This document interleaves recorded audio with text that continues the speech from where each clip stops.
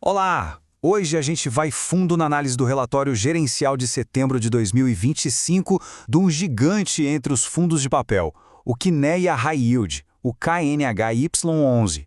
A ideia aqui é entender o que os números, a estratégia e, claro, a visão do gestor estão nos contando sobre o momento atual do fundo. Então, vamos lá! Para a gente não se perder, nossa análise vai seguir 4 passos bem diretos. Primeiro, o básico do básico. O que é o KNYC11? Depois, vamos olhar os números do mês. Qual foi o desempenho em setembro? Na sequência, a gente abre o cofre e espia a carteira de investimentos. E para fechar, vamos entender o que o gestor está pensando para o futuro. Vamos começar essa jornada. Certo, vamos começar pelo começo, né? Afinal, quem é o KNHY11 na fila do pão dos fundos imobiliários? Qual é a dele? Então, o KNHY11 é o que a gente chama de fundo de papel do tipo High Yield. Traduzindo isso para o bom e velho português, o foco dele é investir em dívidas imobiliárias, os famosos CRIs. O High Yield significa que ele busca operações com um potencial de retorno mais alto. E claro, isso geralmente vem com um risco um pouquinho maior. E a grande, mas grande aposta mesmo do fundo em ativos que acompanham a inflação. Agora, vamos colocar a ficha técnica na mesa. No fim de setembro, o fundo tinha sob gestão um patrimônio líquido de mais de 3 bilhões de reais. É dinheiro, hein? Isso tudo distribuído entre pouco mais de 30 mil cotistas. Um dado super importante aqui é o P sobre VP, que estava em 1,03. O que isso quer dizer?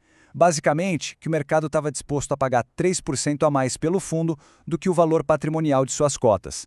Geralmente, isso é um sinal de confiança na gestão e na qualidade da carteira. Muito bem, agora que a gente já sabe quem é o fundo, vamos ver como ele se saiu em setembro. É hora de checar os sinais vitais, principalmente aquele que todo cotista fica de olho, o dividendo que caiu na conta. E o número de setembro foi esse aí, R$ 1 cravado por cota. Mas e aí? Um número sozinho não diz muita coisa, né? A gente precisa de contexto, precisa comparar para saber se isso foi bom ou ruim. E é aqui que a coisa começa a ficar interessante. Olha só esse gráfico.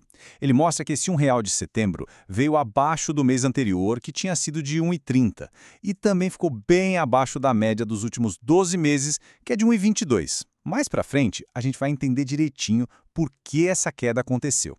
Tem um motivo bem específico para isso. Esse dividendo de R$ 1 em termos percentuais deu um dividend yield de 0,97% no mês. Para colocar isso em perspectiva, esse rendimento foi o equivalente a 80% da taxa DI do período, que é um dos principais referenciais de rentabilidade do nosso mercado financeiro. Agora, um ponto que vale a pena prestar atenção. Dê uma olhada no fluxo de caixa. O fundo gerou um resultado de 30,6 milhões de reais, mas o valor total que ele distribuiu foi de 31 milhões. Ou seja, ele distribuiu 400 mil reais a mais do que o resultado do mês.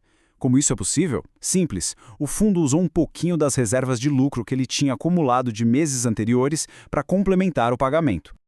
Certo, agora vamos para o coração do fundo. Chegou a hora de fazer um verdadeiro raio-x da carteira do KNHY11. Afinal, onde é que o dinheiro está investido de verdade? Bom, esse gráfico aqui não deixa nenhuma dúvida. A estratégia do fundo tem uma aposta muito, mas muito clara na inflação. Pensa só, mais de 83% dos ativos estão ligados ao IPCA. E a taxa média dessa fatia da carteira é bem robusta, viu? IPCA mais 12,85% ao ano. Isso significa que o fundo não só se protege da inflação, como também busca um ganho real bem significativo em cima dela. E esses investimentos estão espalhados em quais setores? A maior parte, como dá para ver, está no setor residencial. Isso inclui tanto grandes projetos quanto carteiras de crédito que a gente chama de pulverizadas, que nada mais é do que o crédito distribuído entre muitos devedores menores, diluindo o risco. Juntas, essas duas fatias somam mais da metade do portfólio, mas o fundo também diversifica em logística e escritórios, o que ajuda a equilibrar a carteira. E a gestão não ficou de braços cruzados em setembro, não. Pelo contrário, o fundo investiu quase 96 milhões de reais em novas operações de CRI. Isso mostra uma gestão bem ativa que está sempre no mercado buscando as melhores oportunidades para alocar o capital e fazer o dinheiro dos cotistas render.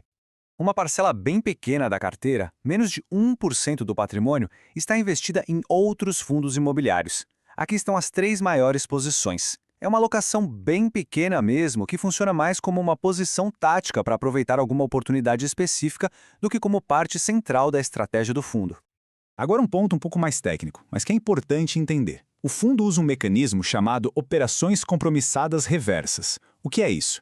De forma bem simples, é uma maneira de o fundo se alavancar financeiramente, ou seja, pegar um dinheiro emprestado de curto prazo para ter mais agilidade e não perder boas oportunidades de investimento que aparecem. A exposição atual, de 6,5% do patrimônio, é considerado um nível saudável e bem controlado pela própria gestão. Chegamos à nossa última etapa. Depois de olhar os números, a carteira e as movimentações, vamos ver o que o próprio gestor do fundo tem a dizer. Qual é o diagnóstico final dele sobre a saúde e o futuro do KNHY11? Para resumir o mês, a gente pode pensar numa balança. De um lado, os pontos positivos, uma carteira que o gestor considera saudável, sem problemas de inadimplência e uma gestão ativa que continua investindo. Do outro lado, os pontos que precisam de atenção. O rendimento foi diretamente impactado pela inflação mais baixa de meses passados e o cenário macroeconômico geral ainda traz bastante incerteza. E aqui está a explicação do gestor para aquele dividendo menor que a gente viu lá no começo. Ele diz com todas as letras que o resultado de setembro nada mais é do que o reflexo da inflação de julho e agosto. E como a inflação nesses 2 meses foi muito baixa, quase zero, isso impactou diretamente o rendimento do fundo. É que os CRIs atrelados ao IPCA demoram uns 2 meses para repassar essa correção. Por isso, o efeito apareceu agora. E para fechar, o gestor deixa essa mensagem de tranquilidade. Ele reforça que, apesar dessa variação no rendimento, que é normal em fundos de inflação, o mais importante é que a carteira de ativos continua sólida, saudável e sendo monitorada de perto o tempo todo. Isso tudo nos leva a uma reflexão final, que fica no ar. Com toda essa discussão sobre o futuro da inflação e dos juros no Brasil, essa estratégia do KNHY11 de apostar tão forte no IPCA se mostra uma proteção ou um risco daqui para frente? A resposta para essa pergunta é o que vai definir em grande parte o desempenho do fundo nos próximos meses.